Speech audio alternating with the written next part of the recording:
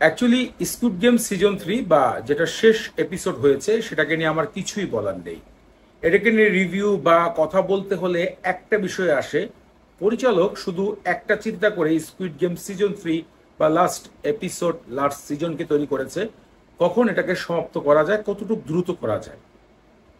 Season 2 যখন আমি দেখেছিলাম শেষ মুহূর্তে আমার মনে হয়েছিল কেনই বা তৈরি করলেন এটা, যেখানে ফিনিশিং করতে পারছিলেন না।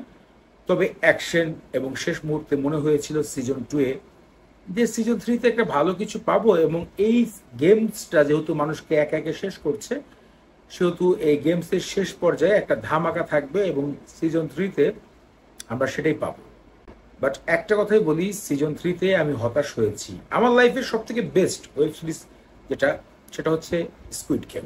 স্কুইড গেম প্রথম পর্ব আমি 10 বারের বেশি দেখেছি।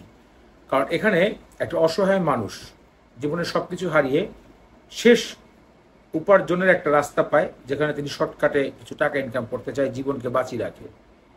এই বিষয়টাই কিন্তু স্কুইড গেমের একটা কথা। সিজন 3 মধ্যে যেই দুটো বিষয় চোখে পড়েছে, একটা হচ্ছে মা ছেলের ভালোবাসা এবং মা শেষ পর্যন্ত কি করতে পারে। 2 নম্বর পয়েন্টে দেখানো হয়েছে যে একজন বাবা হয়েও আসলে ভালোবাসা অর্জন করা সম্ভব নয়, আসলে ভালোবাসাই সব থেকে বড় সম্পর্ক। এমন একটা মেসেজ লাস্টে দেওয়া হয় ভালো লাগার মতো। কিন্তু যেখানে শেষ করা হয়েছে এটা দেখে আমি আসলে খুশি না। আমার কাছে মনে হয়েছে যে এইভাবে শেষ করার কোনো মানেই নেই, যেখানে নায়ক শেষে তার জীবনকে নিজে শেষ করলো, একটা বাচ্চাকে রেখে গেল, টাকা দিয়ে গেল, এটা কোনো মানেই পাওয়া যাচ্ছে না। কারণ যেহেতু বলা হচ্ছে এটা শেষ, তারপর আবার কি দেখানো হলো যে শেষ মুহূর্তে আমেরিকা শহরে স্কুইড গেমের যে রুলসগুলো করা হয় সেগুলো নিয়ে আবার চলমান রয়েছে। তাহলে এই মেসেজ দিয়ে কি বোঝাতে চাইল পরিচালক? মানে 5-6 বছর যাওয়ার পরে স্কুইড গেম আমেরিকা শহরে এই খেলা কোনো একটা জায়গায় গোপনে করা হবে, এরিয়া 51-এ, এমন কোনো মেসেজ দিতে চাইলো যে এই খেলা শেষ হবে না? এমনটাই জাস্ট এই কথাই বলতে চাই যে সিজন 3 বা লাস্ট সিজনের মধ্যে একটা জিনিসই পরিচালক চেয়েছে, তা হচ্ছে সমাপ্ত। কিভাবে সমাপ্ত করে আমাদেরকে ওয়েব সিরিজটি বন্ধ করতে পারে।